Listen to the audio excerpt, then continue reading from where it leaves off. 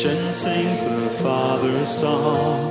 He calls the sun to wake the dawn, and run the course of day till evening falls in crimson gray. Good morning, folks, and welcome to Saturday Conversation for Saturday the 19th of June. My name's Ruth Crossland, and I'm very pleased this morning to have with me Julian Sims. Julian, some of you will know. I know him a little bit, and hopefully by the end of this conversation, we'll all know a little bit more about Julian, which would be great. This is a conversation that we're putting together for the Avon Valley Churches, who are a group of churches in the northwest corner of the New Forest. And welcome, Julian. It's good to see you. Good to see you too, Ruth. Thank you. One of the interesting things I've discovered about Julian, I think I've got this right, you folks know I'm quite new to AVC, is that Julian in the main goes to worship at Hyde Church, but I don't think he lives there. Do you? No, I live across the valley in Alderholt. You live across the valley in Alderholt, on the other side, on the other side of the floodplains, yes. Right, okay. So maybe it'd be helpful and interesting to hear why that is that you tend to cross the valley and go to Hyde Church mostly. Mainly because I'm going home. Ah. We moved into Hyde, I think, and I can't really remember this, but my mother tells me just before my 4th birthday. Right. Which is about just over 50 years ago now, and we moved into the bottom of what was the vicarage garden. The old vicarage garden before the old vicarage that has now been being sold. Oh. Yes. So there's a sense for you of Hyde being home. Hyde is home, but the whole of this Ringwood, Fordingbridge, Furwood sort of triangle is home. I've lived in all three, and my parents grew up in Ringwood and Verwood. So that triangle, if you like, is very much home. Yeah, okay. Well, that makes some sense then for me. And where you live now then is in Alderholt. Yes. Yeah. And do you work in Alderholt? Well, I do, because I'm working from home. Ah, well, there we are. Yes. But that's no work theoretically is in Havant at the far end of the M27. So right, okay. Yeah. And is that because of COVID, or is that because of what was happening before COVID? You were working? No, it effectively COVID, although I think for various reasons it'll carry on substantially. So yeah. Yeah. I suspect most people perhaps know what your daytime job is, but perhaps not everybody. So what do you get paid for in life, Julian? I get paid for two things. The main one is I'm a tax partner with a national firm of accountants. Right. And the smaller one is I also sit as a member of the tax tribunal, which is it's related, but it's also an interesting diversion. So yeah. So you're not the tax collector that Matthew talks about in the Bible. You're no, I you're try the other side of that. I try and help people stop themselves having problems with those tax collectors. Right. Okay. Are you looking for more work at the moment, or are you busy enough? I think busy enough is busy yes. Enough. Now, I happen to know also that not only do you have a paid job, or two, as you've said, you also have a family. And so who else is with you in Alderholt? Carol's my wife. She grew up the other side of the hill in Hyde to me, the Stuckton side of Hyde. Yes, yeah. And it's always interesting to hear where people say the boundaries between the different hamlets of the communities there are. Right. So there's Carol, who at the moment is running rainbows up at the church, outside the church hall at Hyde. So she's enjoying the sunshine with 4 and 5 year old girls. Oh, lovely. Oh, yeah. I love the idea of rainbows. I had a very happy childhood in the Brownies and in the Guides and in the Rangers, and then helped. So I think that's wonderful. Great. Good for her. Excellent. Yeah. So she's busy being, what did they call the rainbow leader? a rainbow leader, I suppose. I don't know. Well, I call her Carol, but yeah, we don't call her brown owl though, do we? Because that's the kind No. of brownie. So yeah. Yeah. Oh, well, that's delightful. And then obviously you've got Carol with you, your wife, and you have 2 daughters. 2 daughters, right? Yes. Okay. So one of them is heading out to, I think it's Barford St Martin after school today. So she'll probably be halfway between South Wilts School and Barford St Martin for a sleepover with one of her. No, I've muddled it up. It's a sleepover with a friend from Fordingbridge, right, that she was at school with here. So yeah, that's where she's going. And the other one is about to get home and has to pack for her Duke of Edinburgh bronze expedition tomorrow morning. Oh, and where is she off to trek to? We've got to get her down to Sandbanks. Right. So across the ferry, chuck her out, and yes. Right. Okay.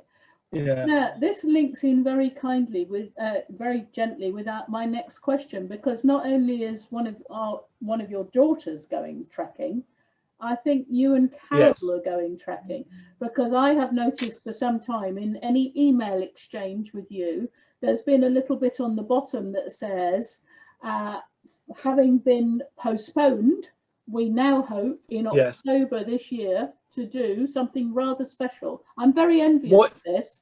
Tell us what it is. You're putting it very politely. What the email footer actually says is, please give us some money to support this charity. Yeah. But yes, the plan is that I think there's now 15 of us from across the country walking the last 100 kilometres of the Camino de Santiago, one of the pilgrimage routes to Santiago in northern Spain, in aid of Tradecraft Exchange, right. Which is a wonderful charity working with communities. This is part of their Regenerators project, looking at ensuring that communities can support themselves as global warming or climate change, whatever you want to call it, affects their region. But yeah, so it's 100 kilometres in about 5 to 5.5 days, hopefully in October, depending what the rules are at the time. Yeah. We had a meeting beginning of the week, which was sort of saying, are they about to book the flights? Are they about to do this? Are we going to find out whether Spain turns from amber to green or goes back to red or anything else? But yeah, really looking forward to it. Actually, the previous vicar of Alderholt, Pip Martin, who's now down in Poole or that direction. St Oldham's at Poole. Yes, he is. Yes. I heard about him. This is a very strange coincidence from a friend of mine I was having a conversation with on Wednesday at Kingston Lacey, for someone she knows and I know that we used to work with, who's actually with Pip in his church. So this is a small world. It is. Well, Pip, I think I can't remember whether he's walked the whole thing, which is about 500 miles. So we're only doing a very small last part. But he may have walked the whole of it and then done some shorter walks on it. But he gave a talk at St James's Church at Alderholt some years ago. And my best man and I went to listen to him there. And from that point onwards, it's always been something that's been appealing. Yeah. And then Tradecraft sort of announced on Facebook that they should have gone in October 20. It had been postponed. Did anybody else want to join the group? So we joined up for what would have been October last year, and that got postponed into March. So that was one reason. And the other reason is, I don't know, most people will know, but Carol's brother was killed back in June last year, and he did a lot of charity cycling. All right. And when this chance came up, Carol thought it was a way to remember her brother as well. Oh dear, what a dreadful thing to happen. Yes. He was killed on his bike. Yes. Oh, yeah. Dreadful. Dreadful. Yeah. What a lovely thing to do, though, in his memory, and also to help this charity. I have to say, it's on my wish list to do part of the walk. Until very recently, I was attached to St James's Church in Folkestone. And we've had many people over the years who've come to visit us from the confraternity of Yes. James. Yeah. And people have brought their passports to show me and us at the church. And I've always thought, one day, I'm not sure I can make it in October if you go, because I'm incredibly unfit for walking, but maybe one day. Tradecraft have just put another sort of Facebook announcement up to say, if you think you might, there's still time to join us. Yes. Yeah. Well, moving on. Yes. If I survive this one, I've got an intention to go back and do the whole thing at some point in the future. Well, that takes a lot more time, sort of out of work and things. So yeah, absolutely. And we have seen a few people over the years on the television, haven't we? Doing the walk as well. Yeah. And I hope you get to see the amazing. Is it the incense burner, whatever the incense burner, which takes about 15 people to pull it from. I don't know. I've seen some film of it somewhere where it moves across. So I hope you get to see that. Well, hopefully we'll have some photos to bring back. Yeah, well, that's what we're looking for. My next thing is, of course, at some point you will be telling us, you and Carol will be telling us everything about it and doing talks around the churches, we hope. Yeah. Well, hopefully, yes. Yeah. Exactly. How wonderful. I'm really excited for you. That's a great thing to do. Well done. Yeah. So we've talked a little bit about why you're at Hyde, although you live in Alderholt, and the inspiration you found with Pip Martin to actually take this challenge forward. And we know a little bit now about your work and your family life a little, which is great.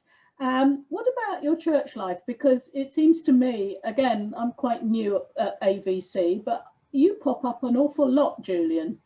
What kind of things interest you most in what you're serving in the benefice? What are the things that really you enjoy the most? Let's not tell Gary this. We'll just keep this bit quiet, obviously.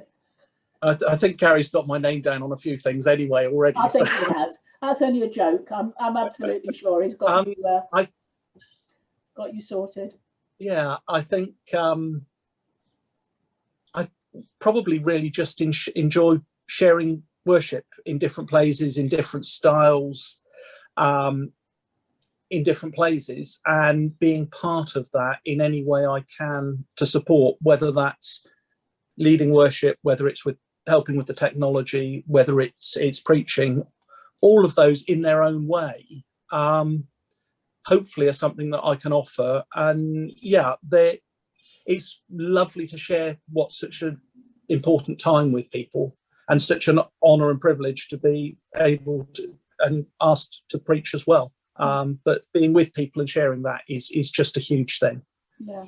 And how long have you been sort of doing these things now? How many years would you say? I suppose. You start as a choir boy somewhere? No, I can't sing. I can't sing, so I was never a choir boy. Oh, right, okay. Did you carry a box or help out at the altar? I started, and I think I mentioned this when we spoke, or I gave you half the story. At Hyde, we had I think he was, he was church warden and a reader for some years. And so he assisted at communion, and he asked me to, or the vicar, and he asked me to start serving. Right. Probably not as a child, but probably at 17 or something like that. Right. 16. Oh, and before that, one of our very long-standing church wardens at Hyde got me ringing the bells. Right. That's the extent of my musical ability. Well, you went up on me. I'm not sure I could even manage that because I'm not at all musical. They're not. Gary would say they're not proper bells. Oh, okay. Is it just like one? No, it's two, but they're not the bells that. Yes. Yeah. Okay. Yeah, they're a different style to the sort of traditional tower of bells, but they're still lovely to. Yeah. Yeah. Yeah. So that started there. And I guess in terms of leading worship, it's probably, we had a period of illness from one incumbent and then a vacancy. And so leading worship, non-Eucharistic worship as a church warden when we couldn't get anybody else there, or leading evensong when there was a very small group that really it was unfair to ask someone to travel in from the register or whatever. Right. So that goes back to, that's probably 25 years ago. Oh, right. Gosh. And I have to say, before I joined AVC, I'd never met anybody with the bishop's permission to preach. And that is, You wouldn't have done. You have that. I mean, apart from the ordained people and the lay minister people, I'd never actually met anybody who has the bishop's permission to preach. So no. What was all that about? Is how recently have you acquired that? Did you have to? What did you have to do to make that happen? I was one of the guinea pigs. Oh, okay. In January 2019, 12 of us started on a 12-month course. Oh, right. Which was, so it picked up some of the first courses that readers do, so licensed lay ministers do, and the ordained training within the diocesan training scheme. So I think we did effectively 60 credits, so it's a year, whereas normally you'd all do 3 years, wouldn't you, for that? So, yeah, certainly. Yeah. So, and of the 12 of us, I think 10 of us completed and still will wait to be actually formally granted our permission. We've been given a temporary permission, but the service which we should have received it was, of course, cancelled last year or postponed. Of course. So, yeah, it's quite recent. I think there's been a second cohort and the third cohort's just being recruited. Right. Yeah. Oh, but you are the only one in AVC, are you not? Yes. In this area, this side of the diocese, there's a lady in Bournemouth. Right. And you'd know the church, but I can't remember it. And one down in, it's not Lymington, but it's one of the communities around Lymington. So there's, because we had, as part of the course, we had a local preaching group where we went and listened to each other and things like that. So we sort of got to know the three of us from this side fairly well. And you enjoyed it? It was a good course? I'm one of those funny people that enjoys going back to studying, whatever form it is. Never too late to learn, is it? I know. I think there's some truth in that. Yeah, I'm an idiot in that sort of way. In 1 year, I had a promotion at work. Carol and I got married, and I started a part-time law degree, all within a 12-month period. Well, you might as well blitz it, obviously. Get it all done, get it all sorted. Yeah. Yeah. What do you do? I don't know the answer to this question, so I'm going to ask it. What do you do when you're not doing some of the things you've talked about? How do you kind of relax? What's your time out situation? Well, now we're allowed to play cricket again. That's one of them. Okay. Not because I'm any good at it, but just because I enjoy it. And it gets harder as you get older. Mm-hmm. It was actually relatively easy to be poor but get by at cricket in your early 30s. In your early plus 50s, it gets somewhat harder. Yeah. I enjoy reading. I'm having to learn to enjoy walking, but that's preparation for October. Mm-hmm. The other thing I guess I enjoy is wine and food. Excellent. What's your favourite wine, Julian? Something I can relate to now. Probably because it goes with a lot of things. I do like a good Beaujolais. Oh, right. Okay. Yeah. Okay. Yeah. But I'm eclectic in my tastes. It's a bit like attending worship of different sorts. I don't like the same thing all the time. I like to enjoy. Yes. Yeah. Excellent. Yeah.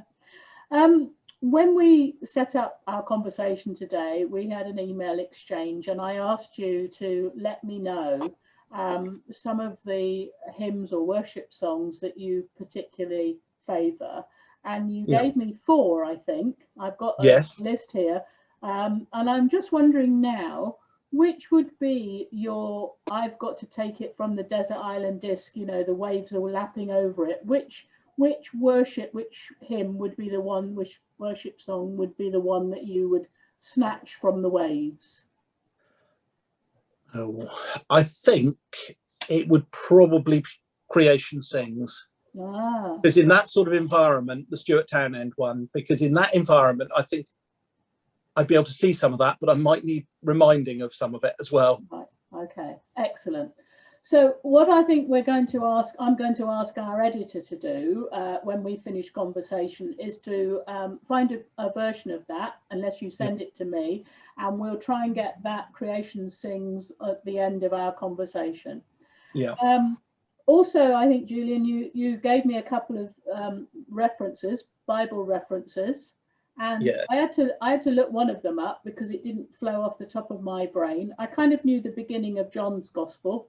I think we all know that usually from the, I don't know whether it's a tradition in the AVC, but it certainly was in our church on the Midnight communion. candlelight service. Yeah. We always used to have the John reading. Yeah, and we always used to have it at the midnight communion. Yes. And then the other reference you gave me was the Paul's letter to the people of Philippi, chapter 2 and the beginning 11 verses. And I looked through that this afternoon and I thought, oh, that's very interesting because there's a hymn in there which you haven't chosen. At the name of Jesus, those words are in there, every knee shall bow. So that was lovely too. So thank you for that. Oh, Julian, you've gone away. Are you still there? Apology. I'm meant right. to be off this. I'm meant to be off this afternoon, but that was a client trying to call me, oh, and I'm on the iPad, so it came through. There we are. There we are. I think what's amazing is the technology, on the whole, works very well for all of us. Yes. Julian, I think we're coming to the end of our time together. It's been really lovely to talk to you. Thank you so much. We bump into each other, you know, around the place, which is lovely. And it's been really enjoyable to talk to you this afternoon and know a little bit more about you. We're recording this on an afternoon, but it will be going out, as I said earlier, on the morning of Saturday, the 19th of June. Julian, thank you. I hope you have a wonderful weekend and keep up the good work with the walking. Yes, well, I'm not playing cricket tomorrow, so maybe I'll get some walking in. Ah, well, there we are. You've got to do it now, I think. I think so. Creation sings the Father's song. He calls the sun to wake the dawn, and on the course of day, till evening falls in crimson praise. His fingerprints in flakes of snow, His breath upon the spinning gold. He charts the eagle's flight, commands the newborn baby's cry. Hallelujah, let all creation stand and sing. Hallelujah, fill the earth with songs of worship. Tell the wonders of creation's King.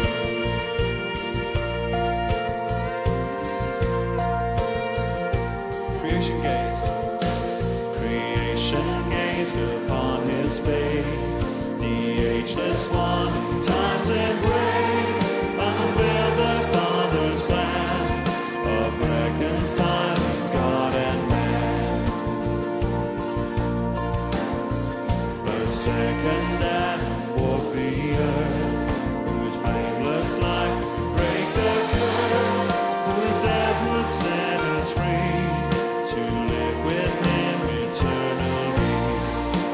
Hallelujah, let all creation stand and sing. Hallelujah, fill the earth with songs of worship. Tell the wonders of creation's King.